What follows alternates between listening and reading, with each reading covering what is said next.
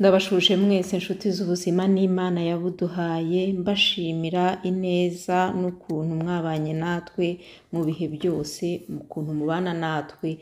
Uyu munsi rero ndakomeza kandi mbabwira iby'ubuzima kubera ko nyine turi hano kugira ngo dukorere ubuzima, niwo muhamagaro wacu ni ukugira ngo tubeho kandi ubuzima burambye.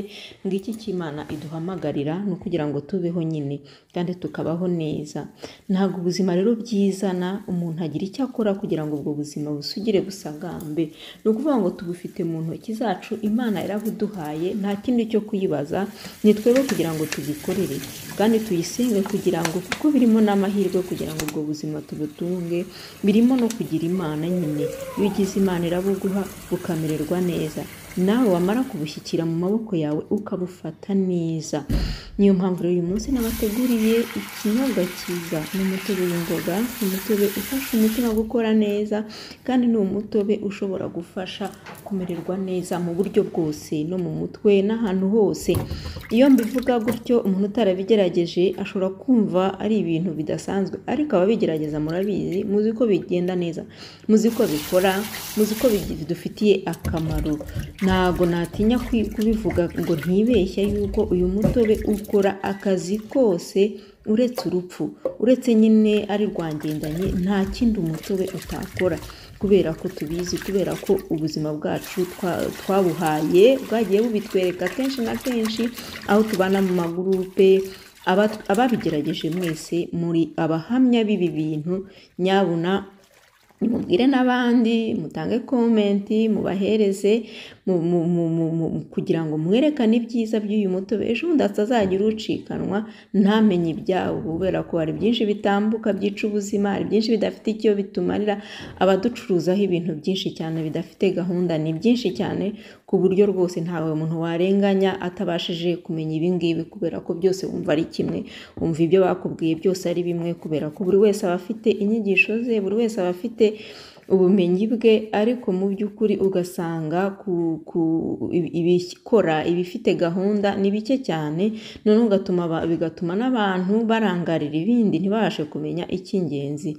Uyu mutobe rero niba nariyemeje kubivuga, nyanjye ubwanjye, abo tuziranye, abo twagiye tubyumvikanaho bazi neza ko bikora kandi bigakora akazi kose. Ni abantu benshi kandi bagiye babifata nk'aho ari umutobe ufasha mu kunanuka. Ntabwo ari cyo bivuze, ahubwo ni umutobe ufasha kugira ngo ubuzima bugende neza, kuko urimo ibintu bizima kandi bifashwe mu buryo bwihuse, kuko ibyo tunywa kandi bitaciye ahandi, bitatetswe, bitatogosheje, bidufitiye akamaro kenshi, kuko umubiri wacu kimwe n'ibindi byose ugomba gukorerwa isuku. Nta kundi rero wakora isuku mu mubiri wawe utifashishije uyu mutobe, kandi ukaba ari umutobe w'imboga nk'uko nagiye mbivuga, kuko iyindi iba irimo amasukari menshi ntibituma ako kazi kagenda neza. Isukari rero mu mubiri yo ishobora gukora ibindi bitari byiza, ariko kuko uyu mutobe uba urimo isukari nkeya bitewe n'ibyo twakoresheje, bituma umubiri noneho umererwa neza.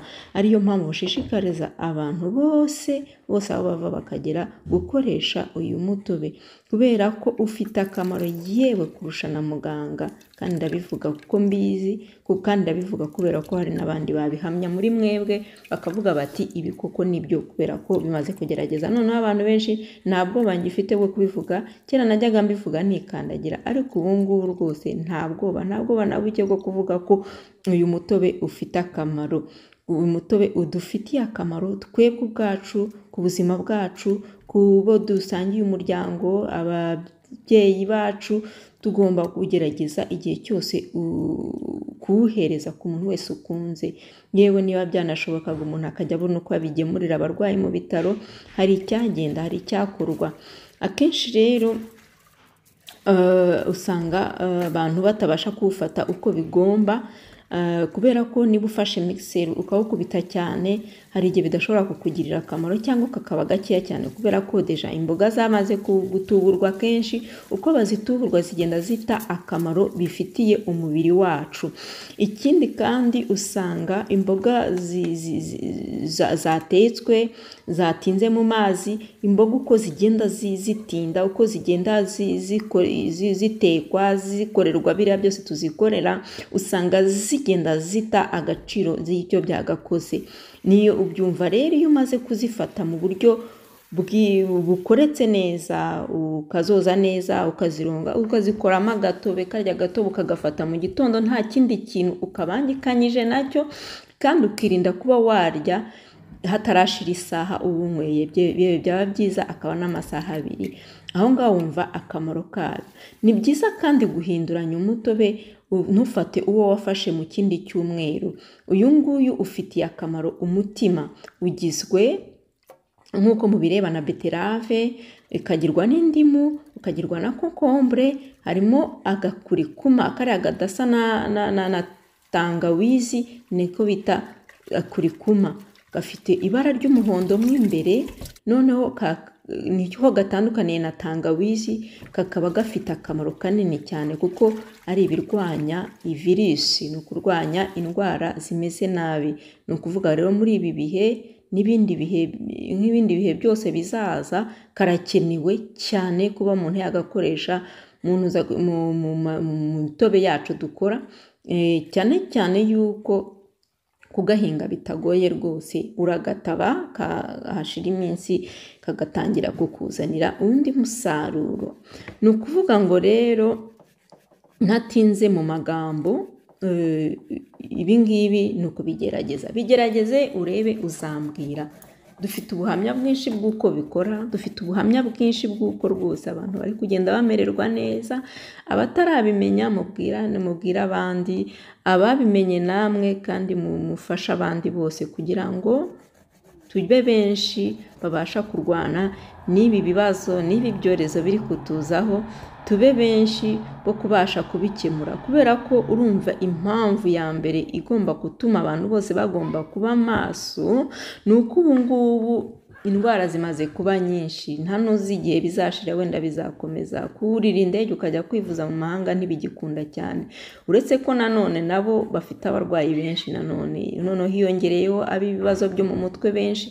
Hari ibitaro byinshi byagiye byuzura kubera ibyo bibazo byinshi byo mu mutwe, ndetse no mu Rwanda yo usanga harimo ibyo bibazo. Ni ukuvuga ngo rero ni mu gihe ibitaro bizaba byaruzuriranye, twese tuzavurwa n'iki? Ariko hamwe n'uyu mutobe hari impamvu nyinshi, hari ibifatika byerekana yuko uyu mutobe tuwufashe 80% by'abarwayi bagabanuka, noneho tukita ku barwayi ba nyabo aribo 20%. Nagira ngo rero ntatinze mu magambo, uzabigerageze, ubundi rero ubuhamya buze butambuke kimwe nk'uko dufite bwinshi cyane. Uyu munsi ntabwo nateguye bwo kubahereza, ariko si uko bubuze, barabizi abo tubana muri groupe, batanga igitekerezo hasi bakareba, ndabahahe rero hasi nanone ibiwugize. Mugira amahoro, murakarama, Imana ibaha ibyiza byayo, murakoze.